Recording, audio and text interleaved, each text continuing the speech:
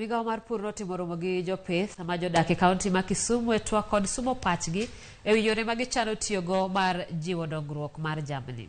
Mise mar chenrono ne ogur kowuok e yore abiriyo kamoting'o weche matayo nyodo mag jamni, chiemb jamni, pith mar gwen kod chike matayo pith makamano, chike matayo kungo anguro kod pith mag rech e kind mamoko.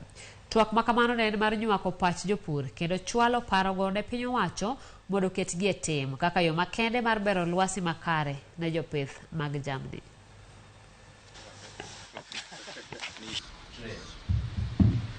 We want a senior staff. Hand over to. So finally we have, and that is your proposals. We hope that once these regulations are passed, they will create an enabling environment for the industry to grow. Remember, the industry, the livestock sector is a big player within the Kenyan economy.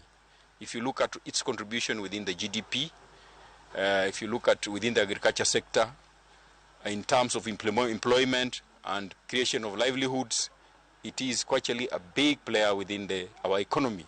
So it is a sector that we hope once we create an enabling environment, both the national and the county governments will utilize these instruments to ensure the industry proliferates. That's why as a sector we must come together and re-engineer the livestock subsector to be more competitive, to be more resilient, to be more productive in this space. And that's why we are talking to each other in a robust discussion and in a robust debate.